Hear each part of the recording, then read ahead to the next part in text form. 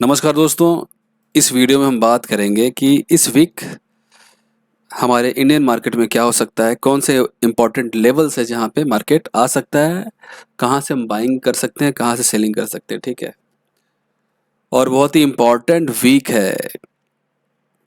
ठीक है, बजट आने वाला है मंगलवार को, ट्यूसडे को, और बहुत सारी अफवाहें, बहुत सारी चीज़ें हैं जो मंगलवार के बाद क्लियर हो जाएंगी। जैसे एफएनओ पे कई लोग बोल रहे हैं कि बैन या कुछ नए रेगुलेशंस आ सकते हैं, तो उस वो जो भी होगा देखा जाएगा। हमें तो अपने लेवल से मतलब है, किन लेवल्स से हमें क्या करना है। ठीक है, तो ये डाउ जोन्स का चार्ट है, एक बार देख लेते हैं। देखो, सेलिंग प्रेशर हर जगह, सेलिंग प्रेशर आ गया है, अब प्रॉफिट बुकिंग हर जगह शुरू हो गई है।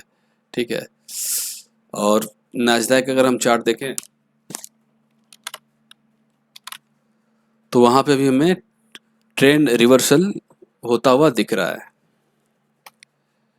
देखो, ये नैस्डैक का पिछले कुछ दिनों से सेलिंग ही हो रही है। ठीक है, गैप डाउन हुआ, फिर फर्दर सेलिंग। और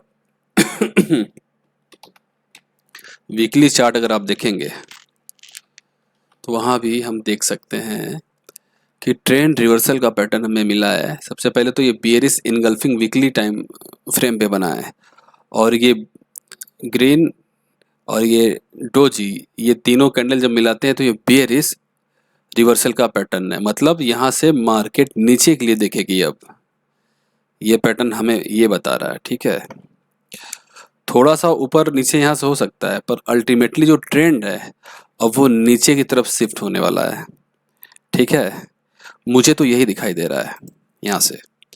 अब आते हैं हम निफ्टी पे। ठीक है, तो निफ्टी में भी बेरिश इन्वर्टेड हैमर पैटर्न बना है, और इस कैंडल को मैं देख के अब कह सकता हूँ कि ये निफ्टी का टॉप है फिलहाल के लिए। ठीक है, और डेली टाइम फ्रेम पे अगर आप देखेंगे तो यहाँ भी हमें एक ट्रेंड रिवर्सल पैटर्न दिख रहा है, अब क्लियर दिख रहा है। एक तो बियरिश इनगल्फिंग है, ठीक है, और ट्विजर टॉप टाइप का भी हम कह सकते हैं एक पैटर्न बना हुआ है। तो यहाँ से मार्केट अगर गिरती है तो कहाँ तक गिरती है, ठीक है, इसको हम जानने की कोशिश करेंगे। देखिए, वीकली टाइम फ्रेम के हिसाब से अगर मैं बात करूं तो मुझे जो सबसे पहला सपोर्ट दिख रहा है वीकली टाइम फ्रेम के हिसाब से, पहला सपोर्ट मुझे दिख रहा है 23,400 के आसपास। आइए अब डेली पे देखते हैं कि वहां पे क्या है। ये जो लेवल है, ठीक है, कल के भी बारे में हम बात करेंगे दोस्तों, डो नॉट वरी, मंडे के बारे में। मतलब यहाँ पे तो अब निफ्टी को आना ही आना है। पोजिशनल की बात कर रहा हूँ मैं। ठीक है, इस लेवल पे निफ्टी अब आएगी। ठीक है, मेरा ऐसा मानना है,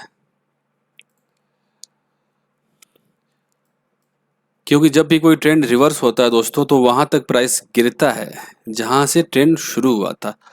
और यहाँ पे भी एक लेवल है अभी जहां से इलेक्शन का जो रिजल्ट आया था, वहां जो रैली शुरू हुई थी, ठीक है, इस लेवल पे भी निफ्टी को आना है अब।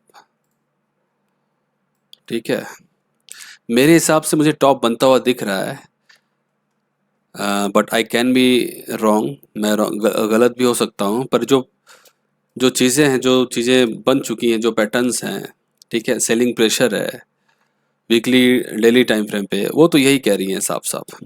और जो ये जो जोन्स हैं, ठीक है, इन जोन्स पे तो प्राइस को हर हाल में आना ही पड़ेगा, बस समय की बात होती है दोस्तों।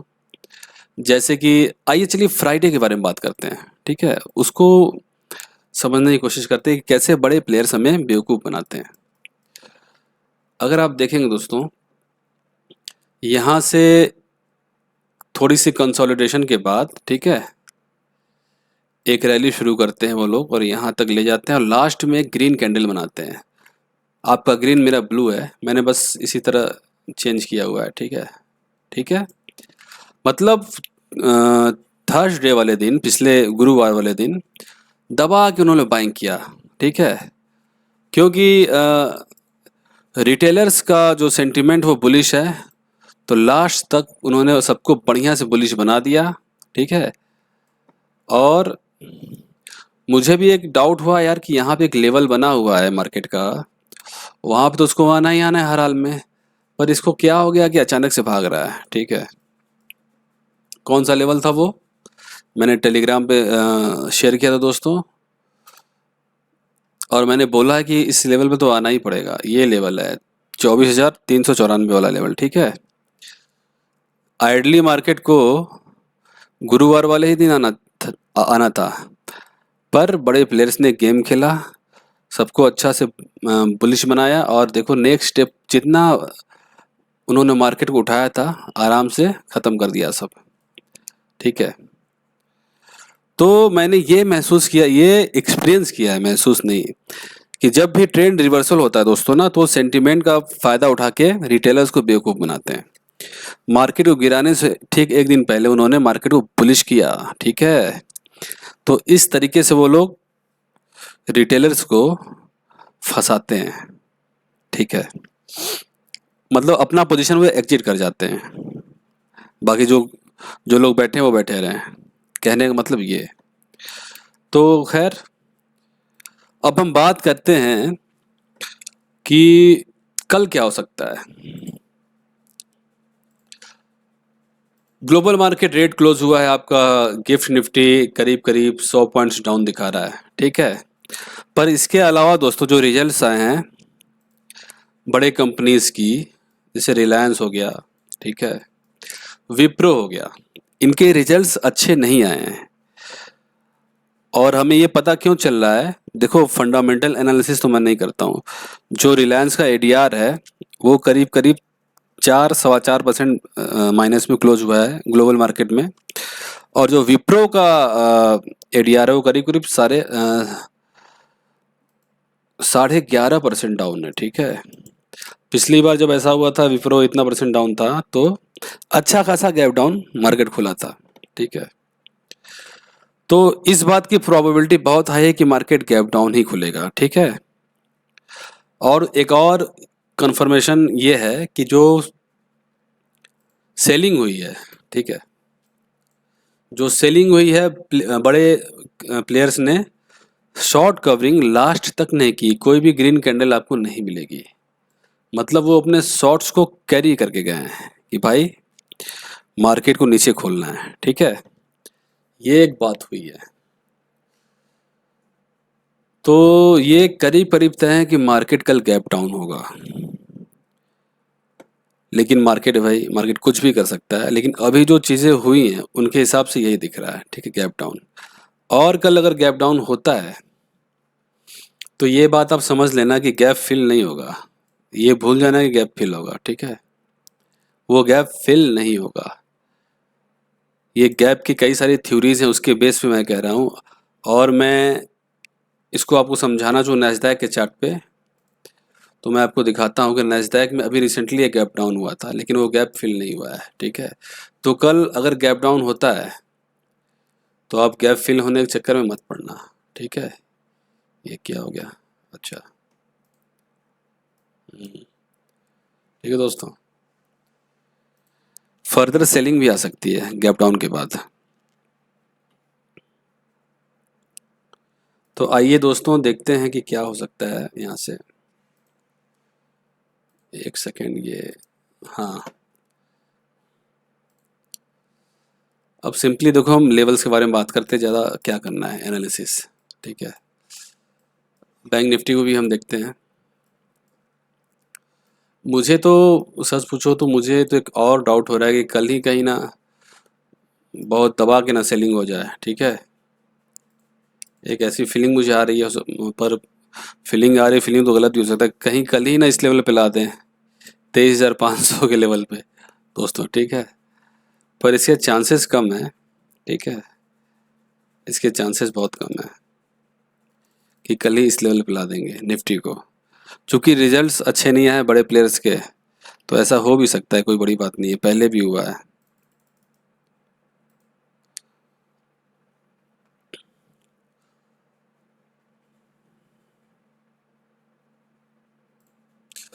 तो दोस्तों देखो, निफ्टी को पहले ख़त्म कर ले, फिर आते हैं बैंक निफ्टी पे। अगर मान लो कल बहुत बड़ा गैप डाउन नहीं होता है तो एक ये लेवल है आपका 24,394 वाला। दूसरा कौन सा लेवल है जहाँ पे मार्केट आने, निफ्टी आने की कोशिश करेगा, वो है ये, ठीक है। डेली टाइम फ्रेम पे एक बार देखते हैं। हाँ, एक ये लेवल है, अगर ये लेवल टूट जाता है गैप डाउन में ही, तब समझ लेना कि बहुत बड़ी गिरावट आने वाली है कल ही। अगर ये लेवल 24,050 या 24,100 के नीचे खुल जाता है और सस्टेन कर लेता है मार्केट, तो ये पक्का है कि कल ही बहुत बड़ी गिरावट करेंगे बड़े प्लेयर्स। पहला सिनारियो ये है, ठीक है।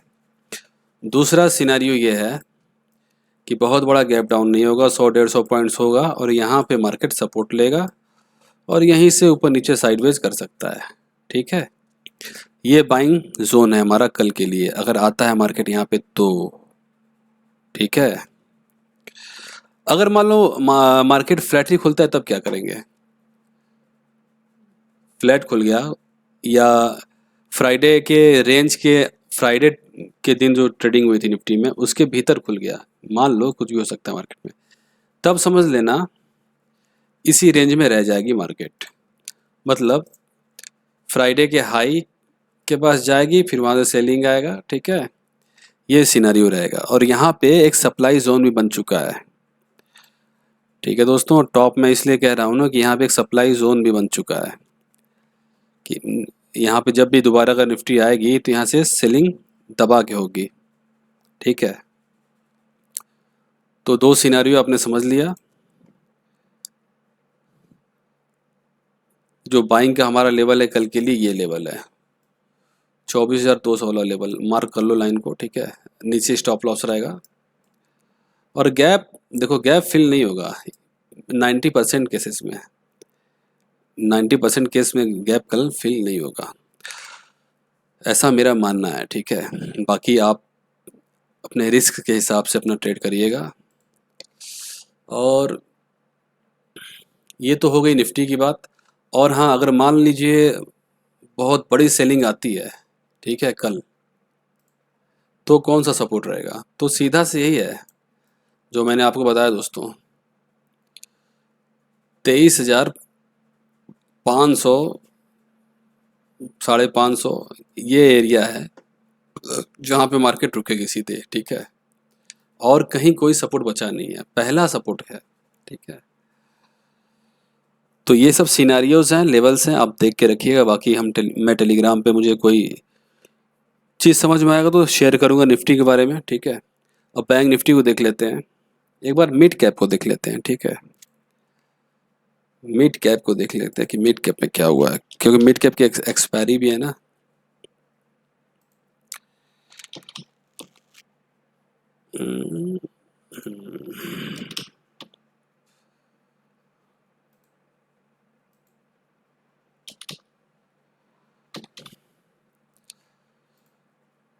तो दोस्तों देखिए, मिड कैप में भी सेलिंग शुरू हो चुकी है, ठीक है। इसने अपना ट्रेंड भी ब्रेक कर दिया है और इसकी समझ लो कि बहुत बड़ी गिरावट आने वाली है मिड कैप में, ठीक है दोस्तों। ये जो रेंज था इसने ऑलरेडी ब्रेक कर दिया है डबल टॉप बना के, ठीक है। इसका सपोर्ट तो पहला ये है और दूसरा ये नीचे इधर, मतलब इन्हीं लेवल पे आके वो रुकेगा। अगर मैं लाइन ड्रॉ करूं तो पहला सपोर्ट है मिड कैप का 11,779 का एरिया, ठीक है, यहाँ पे रुकेगा। और दोस्तों जब भी टॉप पे बड़ी कैंडल बनती है रेड या बॉटम पे ग्रीन, तो ऐसा हम देखते हैं कि नेक्स्ट कैंडल भी वैसे ही बनती है, ठीक है। क्योंकि जो जो लोग यहाँ पे सेल करके गए दोस्तों, उन्होंने शॉर्ट कवरिंग नहीं की है। और कोई भी बाइंग होती है तो या तो डिमांड जोन पे होती है या सपोर्ट पे होती है, ठीक है। तो बड़े प्लेयर्स जो भी बाइंग करना चाहेंगे वो तो बीच में तो नहीं ना करेंगे, इसीलिए प्राइस यहाँ रुकेगी नहीं, प्राइस सीधे सपोर्ट पे आके रुकेगी, ठीक है, या डिमांड जोन पे आके रुकेगी। पहला ये है, दूसरा ये। इसीलिए ऐसा होता है कि जो कैंडल्स टॉप पे रेड बन जाती हैं तो उसके बाद फर्दर हम रेड कैंडल्स ही देखते हैं, जाके प्राइस सपोर्ट पे ही रुकता है, क्योंकि सपोर्ट पे ही बाइंग होगी ना। जो बड़े प्लेयर्स होते हैं वो बीच में बाइंग नहीं करते हैं इधर उधर, वो अपने जोन्स को मार्क करके रखते हैं, वो वहीं से बाइंग करते हैं, ठीक है। तो ये बात आप समझ लेना। बैंक निफ्टी की कहानी थोड़ी अलग है, बैंक निफ्टी के बारे में आइए डिस्कस करते हैं।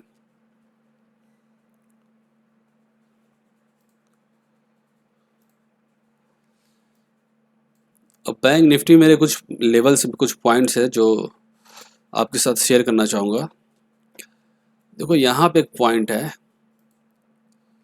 1 सेकेंड, जहाँ पे बैंक निफ्टी आने की पूरी कोशिश करेगा, ठीक है। 53,100 के पास का एक लेवल जहाँ पे बैंक निफ्टी आने की पूरी कोशिश करेगा, ठीक है। इसीलिए वो गिर नहीं रहा है अभी, साइडवेज है। और नीचे नीचे कल का जो पहला लेवल है, अगर बहुत बड़ा गैप डाउन नहीं होता है तो ये एक लेवल है, लेवल आप नोट कर लेना, ठीक है। और दूसरा लेवल क्या है, दूसरा लेवल तो और बहुत नीचे है दोस्तों। दूसरा लेवल वीकली टाइम फ्रेम के हिसाब से बात करूं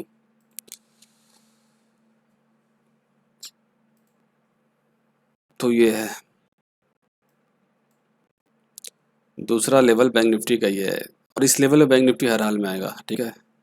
पोजिशनल की बात कर रहा हूँ, मतलब कल ही नहीं आएगा, कभी भी आ सकता है, आना है ये। और ये हमारा अच्छा बाइंग जोन है बैंक निफ्टी के लिए, ठीक है।